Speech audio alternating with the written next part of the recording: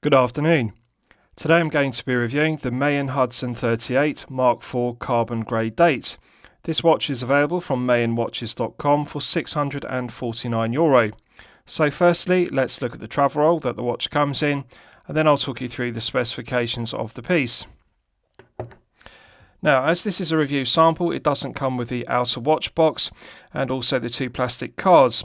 It just comes with this leather travel case. As you can see, it's embossed with Maen, and the stitching is absolutely flawless, genuine leather and very high quality. Two stainless steel poppers, and there are also two stainless steel poppers either side of the padded pillow cushion.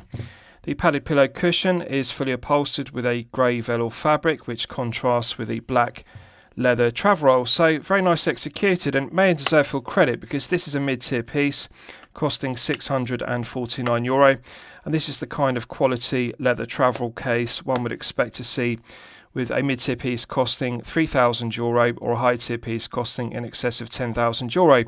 So as I've detailed, if you purchase the watch from maenwatches.com, it will come with a outer watch box and it will also come with two plastic cards.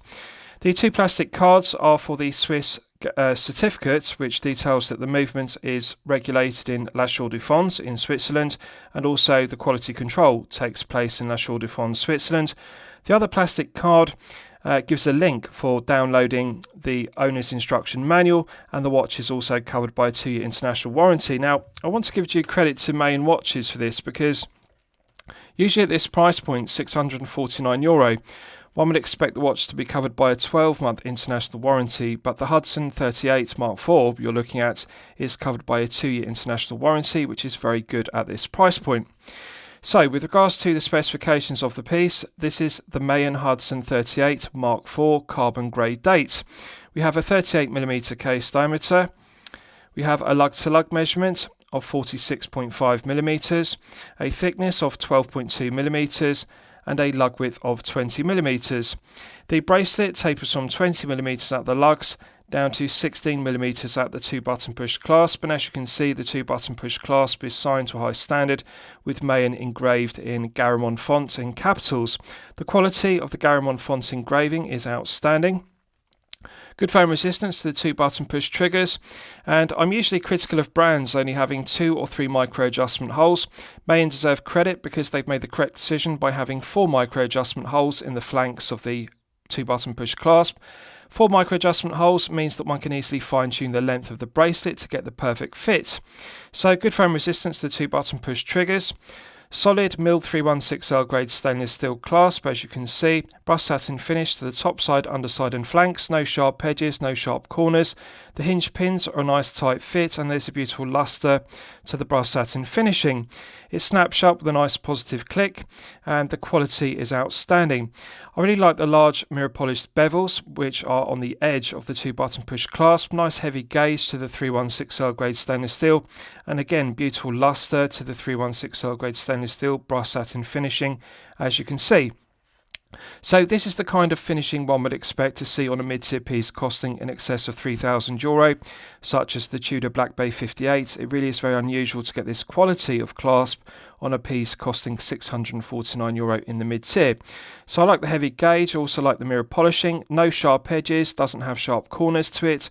This is very well finished. It's a level above the San Martin SN004G, which you'll be familiar with.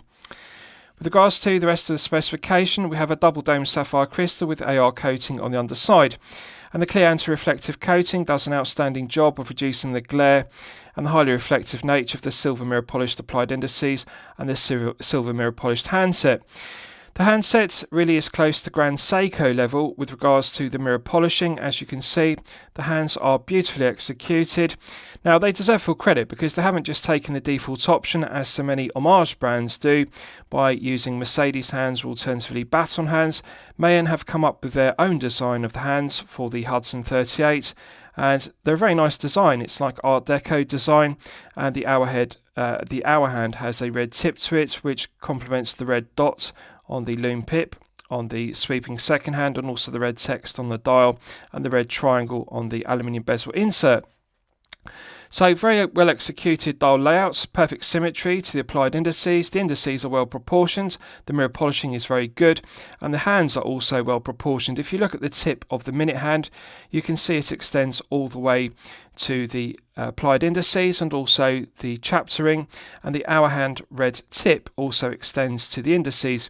So Maen have got the proportions of the hands correct. Also the tip of the second hand extends all the way to the black minute ticks on the chapter ring. So I really like the proportions and the design of the handset. The dial is one of my favourite aspects of the Hudson 38. This has a sand blasted textured dial, and you can see the matte textured finish to it, and they've done an excellent job of sandblasting the dial to give it its textured finish. Also has a nice 3D effect. Often it's the case with brands that use textured dials, such as this sandblasted dial. The brands make the mistake of printing the white text on the dial directly onto the textured finish, and therefore it doesn't look very good because the text isn't high definition and the printing isn't high quality, because it's difficult to print white paint onto a textured dial because it's not smooth. But Maen have made the correct decision because they've raised flat areas underneath the logo for Maen and also automatic at 6 o'clock, and because the raised areas are perfectly flat and smooth, it means they can get high definition crisp white text printing of the paint of Maen and also automatic, and also gives a 3D effect to the dial as well as the applied indices. So the quality of the printing on this dial, again, is the kind of quality one would expect to see with a mid-tier piece costing circa €3,000, such as the Tudor Black Bay 58. That is the level of definition on the dial. Again, with regards to the definition of the printing on the silver chapter ring, you can see the black second ticks and the minute ticks and also the Arabic numerals are printed to perfection. It's high quality printing one doesn't get with Chinese made watches, and this is a Swiss made piece, and the quality control takes place in La Chaux de France, as I've discussed, and that is what one is paying for with this piece: higher quality control, and also it's Swiss made rather than being made in China. So with regards to the rest of the specification, we have a solid 316L grade stainless steel gear tooth profile bezel, and it's inlaid with an aluminium bezel insert with a contrasting red triangle at 12 o'clock. Now, personally, I prefer to see a Lume pip added to the red triangle, but I appreciate they're trying to give the vintage aesthetic. For example, this reminds me of a vintage Rolex Submariner 6536 from the 1950s, because that's also had a red triangle on the bezel insert, so it does have that vintage aesthetic of a 1950s dive piece as per the Submariner 6536. That also had a 38mm no crown guards case as per this Hudson 38. So the proportions do give it a 1950s aesthetic, which I like. So the bezel is very well finished. Now I understand that Maen redesigned the Mark IV Hudson case, and they also redesigned the gear tooth bezel, as you can see. Now the level of refinement with this Mark IV gear tooth bezel is a higher level than previous versions, the Mark I, Mark II and Mark III respectively. Also the quality of the finishing to the redesigned Mark IV Hudson case is higher level. So this is a level above San Martin's SN004G, and it's a level below the Tudor Black Bay 58. It's a very good compromise between the two, but bear in mind there's a massive price difference. This isn't €3,000 as per the Black Bay 58. We're looking at finishing of the Black Bay 58. That is the level, but this is €649, not 3,000. Nice large mirror polished bevel, which marks the transition between the tops of the lugs, which are brushed satin finish, and the longitudinal brushed satin finish flanks. This is some of the best quality longitudinal brushed satin finishing I have seen on the flanks to a case. As you can see, beautiful luster to the 316L grade stainless steel. This is Tudor Black Bay level finishing to the case. With regards to the crown side, you can see again we have a large mirror polished bevel, which marks the transition to the lugs, and also the longitudinal brushed satin finishing is outstanding. So the quality of finishing to the head of the piece is the best I've seen at this price point, €649. It really cannot be improved upon. No sharp tips to the ends of the lugs, and we don't have any sharp edge to the undercut to the flanks of the case, so it really is outstanding level. So let's test the bezel execution. 120 click unidirectional bezel, as one would expect. Medium foam resistance. It feels lighter than a Steinhardt Ocean 139. It feels very similar in resistance to a Seiko bezel action such as on the 5KX, which you may be familiar with. It's got that kind of Seiko bezel action feeling, which I like. It doesn't feel too heavy and it doesn't feel too light. It's just medium firm resistance. It feels even all the way through the 360 degrees rather than getting tight and loose, which is good. Nice loud audible clicks, which sound audible and very pleasant. Good firm spring-loaded ratcheting mechanism. Now, no lateral side-side play whatsoever. No back play whatsoever. So although it's medium resistance rather than being heavy resistance as per a Steinhardt Ocean 139, it feels like a tight bezel action. So lastly, I'll just check the alignment of the contrasting red triangle at 12 o'clock. Perfect. The red triangle perfectly aligns at the 60-minute mark on the chapter ring. So perfect alignment, no lateral side-side play and no back play. It's an example to other brands of how to get bezel execution correct. With regards to the crown, it's coin edge finished, mirror polished domed cap, and we have an engraved M for Maen in Garamond font in capitals. The quality of the Garamond font engraving is outstanding. The mirror polishing is also flawless. So nice proportion to the coin edge finished crown, solid 316L grade stainless steel, and it provides an effective hermetic seal to 300 meters, which is again strong specification. So in the Mark 4 Hudson 38, Maen upgraded the water resistance to 300 meters, which is good specification. So let's test the action. Absolutely silky smooth. This is sublime screw down crown execution. It really cannot be improved upon. Perfect interface between the internal thread of the stainless steel crown and the external thread of the stainless steel crown tube. So 300 meters is strong specification. They could have made it 200 meters. Let's test the manual winding. So in the first position, one can manually wind the Ronda caliber R150 automatic to top it up to its maximum 40-hour power reserve. It feels very smooth. One can feel the tension gradually building up. In terms of manually winding, it feels as smooth as a Sellita SW200-1, or alternatively the ETA 2824-2. There's no discernible difference in the quality of the feeling of manually winding the Ronda caliber R150. I like the smooth feeling of it. Nice firm resistance to the mainspring, gradually building up. Now, pulling it out to the first click position is the quickset date complication. Rotating the crown anti-clockwise advances the quickset complication, as one would expect. In terms of sensation, it feels very similar to the SW200-1 or alternatively the ETA 2824-2, but the Ronda caliber R150 isn't a clone of either of those. Even though it has the same specification, it has the same 25 joules, the architecture of the R150 is actually different to the SW200-1 and the ETA 2824-2. Although the design is very similar, the architecture is different. But it's a very similar sensation. Nice positive indexing to the quickset complication. It clicks over with a nice light click. Pulling it out to the second click position is the time setting position, and I've now hacked the movement. If you look at the second hand with the red dots, you can see that it's now stopped dead. So the R150 has hacking, which is a good complication. Feels very light, no friction in the gearing whatsoever, no backplay clockwise and anti-clockwise. When one rotates the crown, there's an immediate response. The minute hand moves, so it's good that there's no backplay. And in terms of smoothness, it feels lighter than the SW200-1 and the ETA 2824-2. That's a characteristic of the Ronda R150. The gearing feels lighter, although there's no backplay, so it feels like a good solid movement. And I really like the feeling of it. It feels very smooth to set the time. Pushing it back in's got a nice positive click, and that restarts the movement. The second hand begins to sweep around the dial once again. So let's test screwing the crown back down. Immediate thread pickup. This is outstanding screw down crown execution. In terms of smoothness, this feels exactly the same as the Tudor Black Bay 58. That is how smooth the threading is. There's a perfect interface between the internal thread of the crown and the external thread of the stainless steel crown tube. The threads perfectly mate. The threads pick up on each other immediately. And this is something that many micro brands get incorrect within the mid-tier.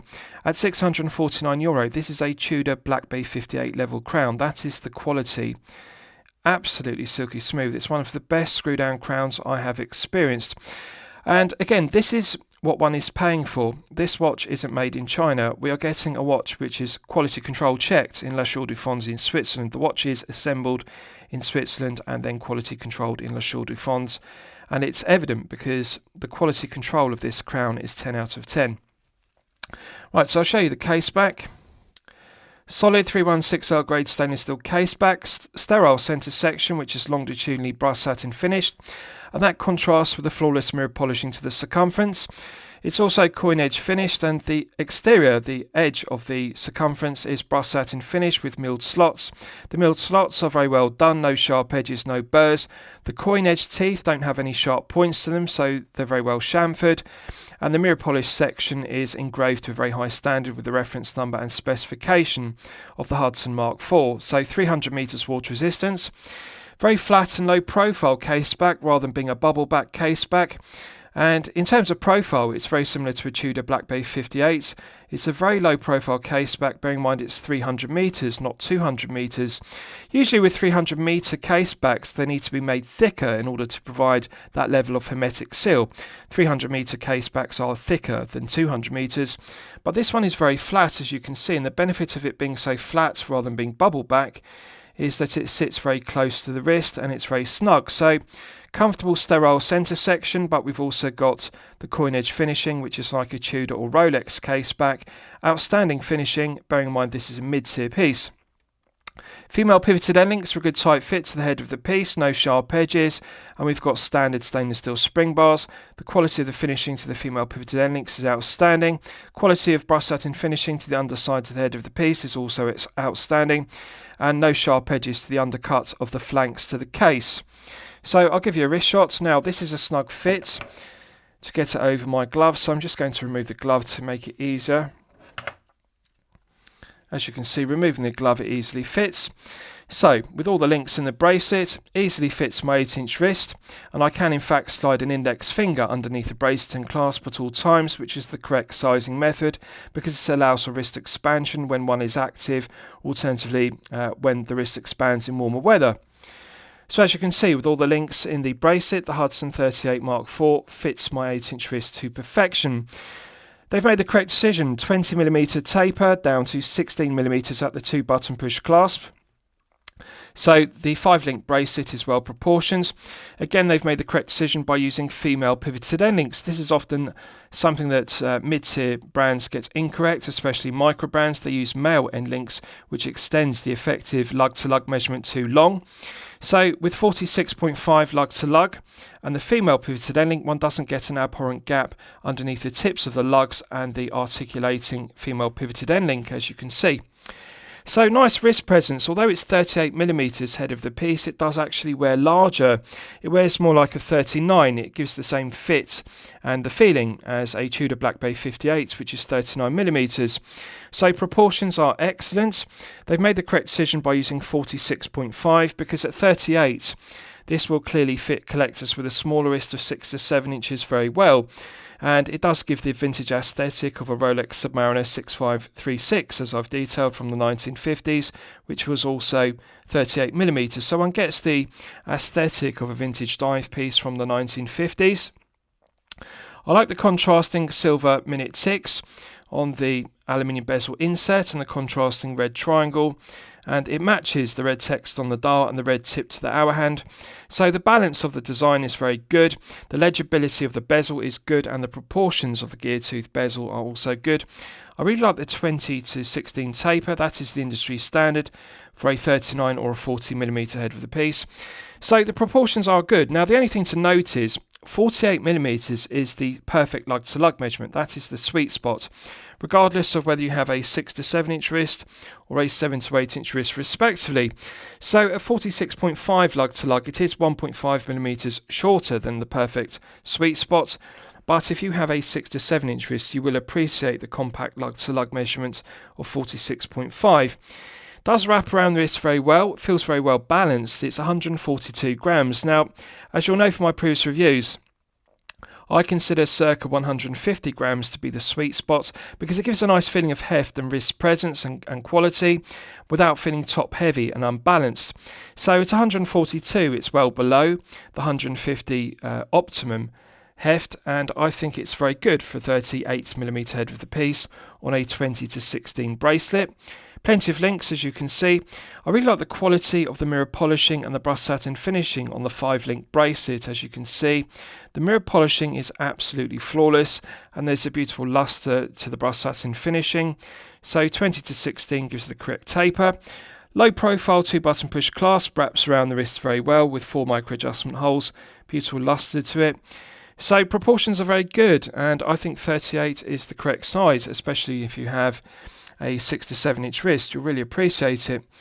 Now it's 12.2mm thick, so it's also relatively low profile, because anything below 13mm will easily slip beneath a shirt cuff if you wear business shirts. So at 12.2, it's very impressive thickness. One would expect a 300-meter piece with a double domed crystal to be 13mm. 12.2 is very low profile. Right, so let's do a Lume test, and we'll see how the Lume performs when it's charged up to the absolute maximum. So this uses C1X1 Superluminova, and C1 is whiter than C3, although it does still glow green.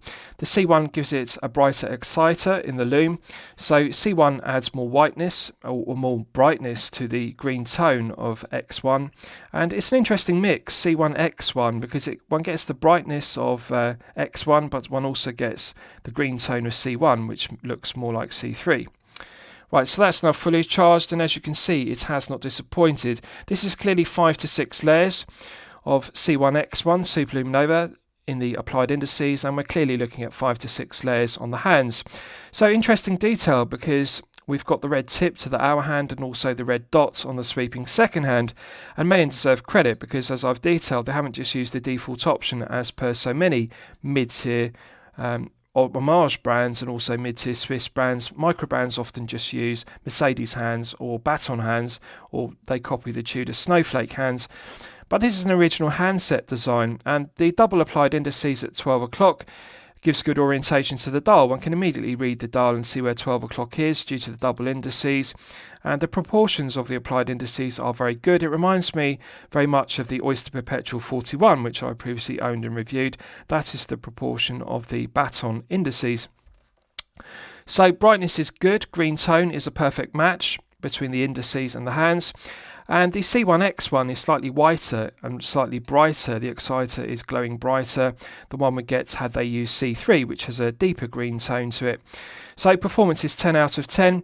The only change I would like to make is the contrasting red triangle on the aluminium bezel insert. I would like them to add a Lume pip to the centre of the red triangle, because it would be useful on a dive piece to have a Lume pip on the bezel.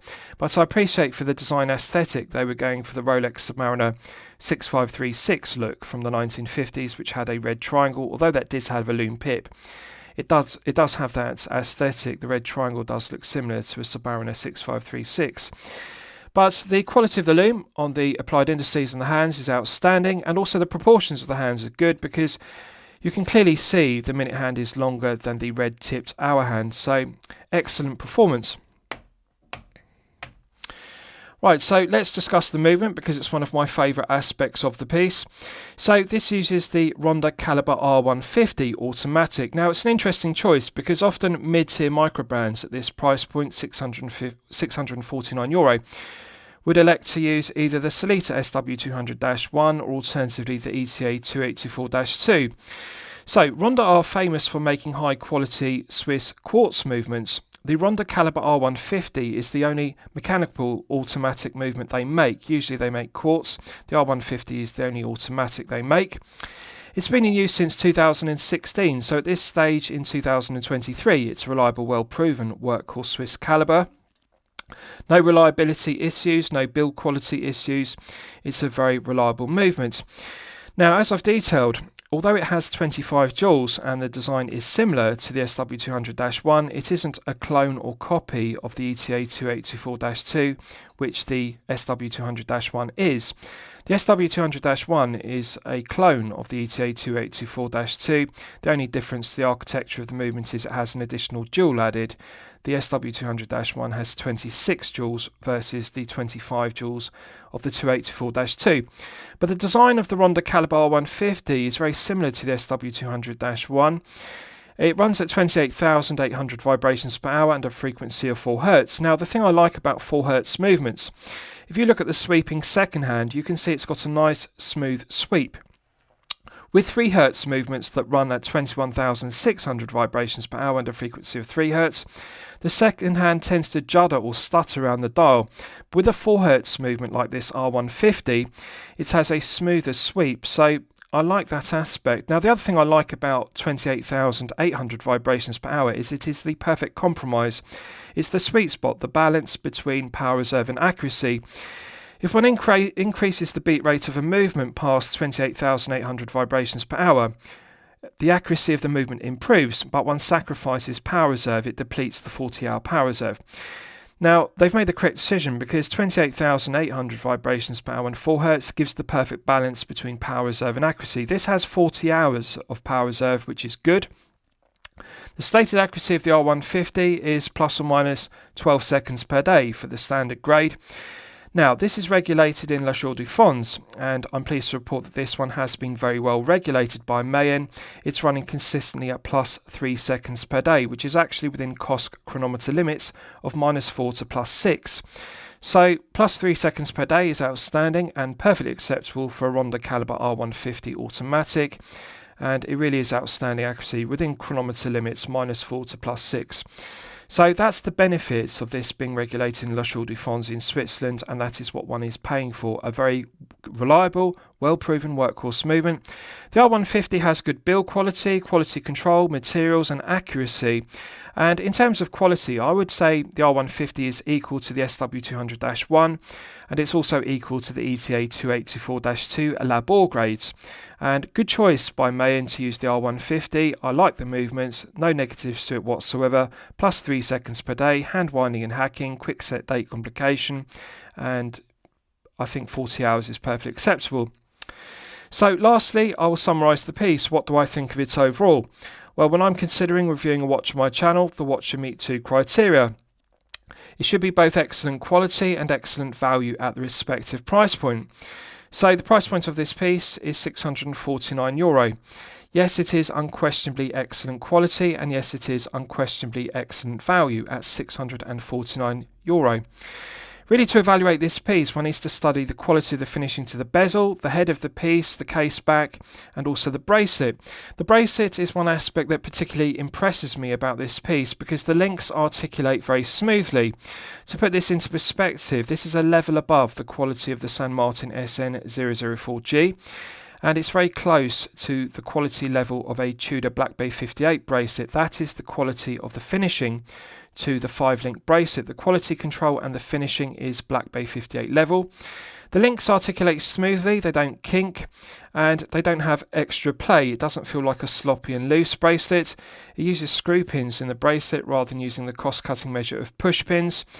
And the quality of the brush-satin finishing is outstanding. The quality of the mirror polishing to the 5 links is also outstanding. Also, the end links articulate very smoothly.